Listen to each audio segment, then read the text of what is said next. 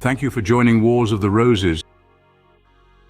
As we continue with part 14, the third degree or the Master Mason, from the Freemason's Manual or Illustrations of Masonry by Jeremiah Howe.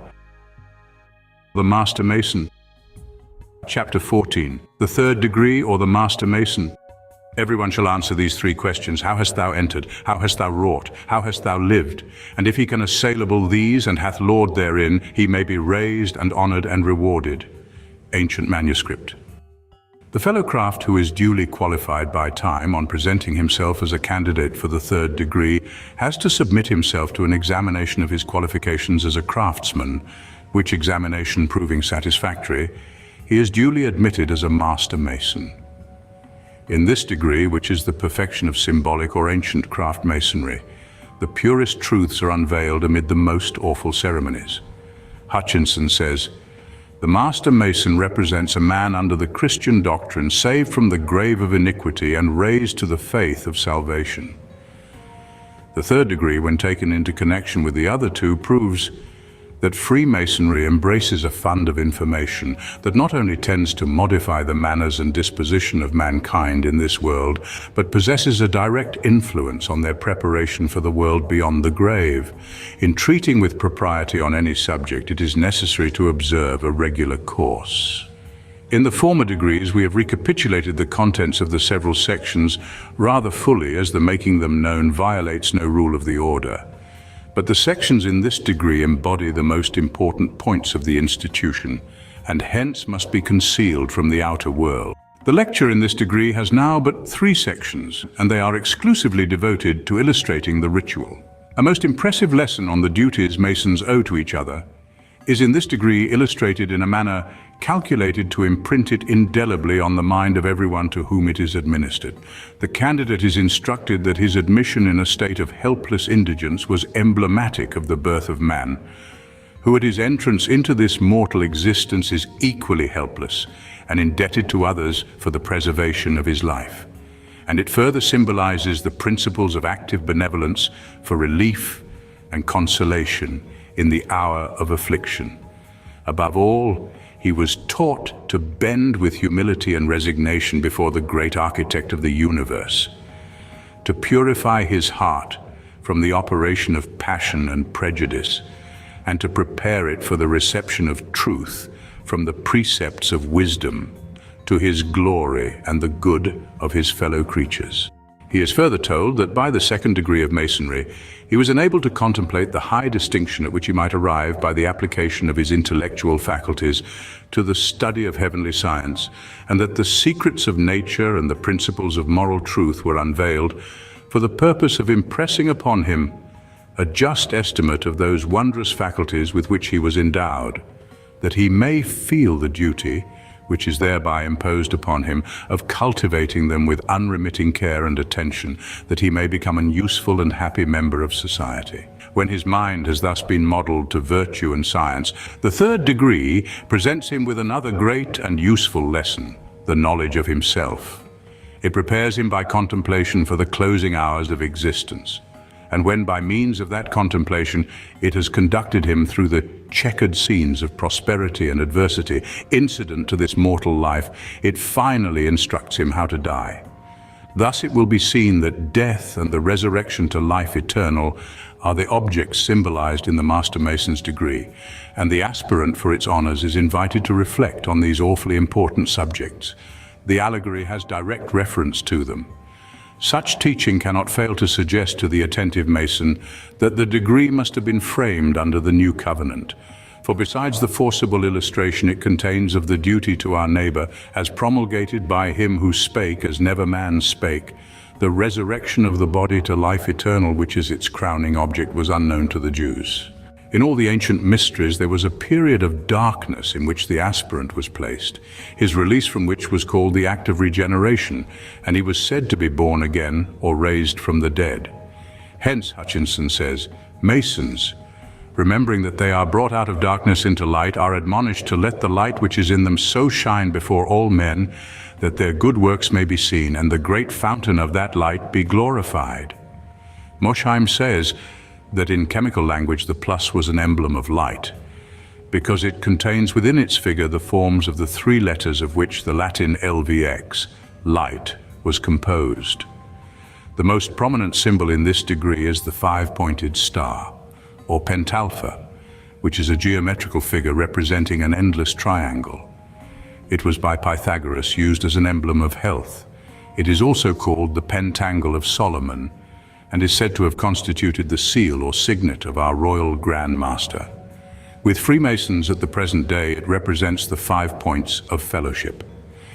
The divine construction put upon this emblem is intended not only to teach the Master Mason the principle by which he is raised from darkness, so it is also the emblem of moral duties professed by the Mason, which in all ages have been most religiously performed. The Master Mason imposes a duty on himself full of moral virtue and Christian charity by enforcing that brotherly love which every man should extend to his neighbor. The pentangle of Solomon was used as the banner of Antiochus Soter, and in ancient times all over Asia was employed as a charm against witchcraft. And this belief extended to Europe, as we learn from Goethe that this figure was scratched on the threshold of a newly built house by the builder. He makes Faust tell Mephistopheles to enter his dwelling. The latter replies, "Why, you must know, I am hindered egress by a quaint device upon the threshold, that five-toed damned spell." It was in early times among the Jews in use as a symbol betokening safety, and to this day the English shepherd cuts it on the grass in the green sward, little thinking its ancient signification, the entire figure representing the Greek characters thus: health. Bishop Kennett says, when the pentangle of Solomon is delineated on the body of a man, it is supposed to point out the 5 places wherein our Savior was wounded. The 5 points of fellowship are these. First, that when the calamities of our brother call for our aid, we should not withdraw the hand that might sustain from sinking, but that we should render him those services which, not encumbering or injuring our families or fortunes, charity and religion may dictate for the saving of our fellow creature. Second, for which purpose indolence should not persuade the foot to halt, or wrath turn our steps out of the way, but forgetting injuries and selfish feelings, and remembering that man was born for the aid of his generation, and not for his own enjoyments only. But to do that which is good, we should be swift to have mercy, to save, to strengthen, and execute benevolence.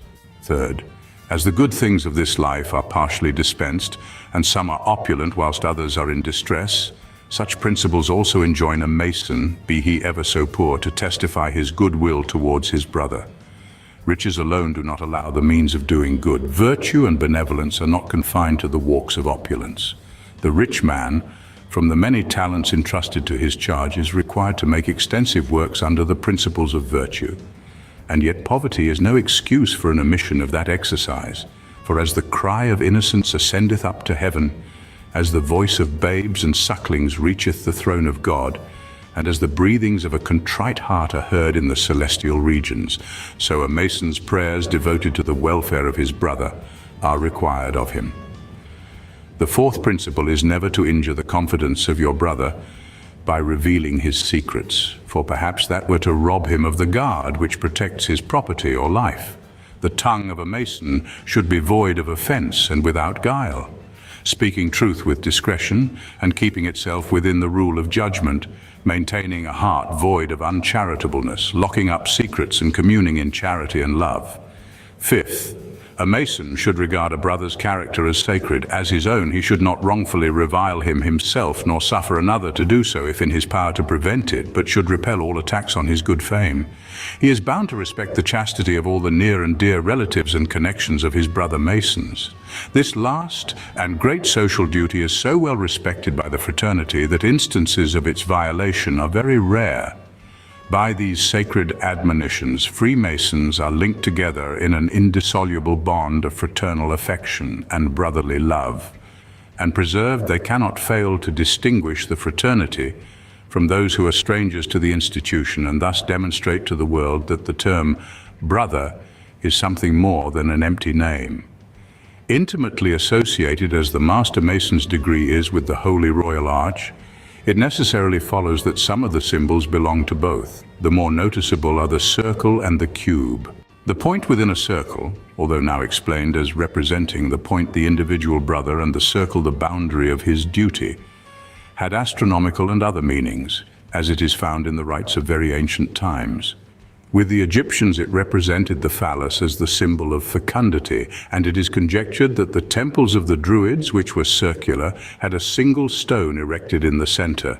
Among the Scandinavians, the Hall of Odin contained 12 seats disposed in the form of a circle for the principal gods, with an elevated seat for Odin in the center. In course of time, the symbol became with astronomers a representation of the sun, and it is to this day the chemical symbol of gold. The cube is defined to be a regular solid body consisting of 6 square and equal faces or sides, and the angles or right angles. In what is termed incorrectly a double cube, 4 of the faces are oblong squares. The cube, which now appears as the perfect ashlar, has ever been a Masonic symbol and belongs especially to craft masonry, and every mason as he advances beyond the 3rd degree will observe that this important geometrical figure becomes of considerable use. In the Royal Arch, in the Knight Templar and Rose Croix degrees, the cube is referred to. It was a most important symbol in the teaching of Pythagoras. Caesar, in his commentaries, informs us that the Druids worshipped Mercury. Besides the well-known symbol of the winged rod with the serpents twined around it, there was another mode of representing Hermes among the Druids. It was by a cubical figure of marble. These cubical statues were placed in the vestibules of their temples and were intended as expressive emblems of the god of eloquence and truth, since they were polished squares on every side equal, which way soever they were turned. Pausanias tells us that the inhabitants of Pharis in Achaia, around the statue of their principal divinity Mercury, erected in the forum of that city 30 cubes of polished marble in honor of that deity whose symbol was a cube.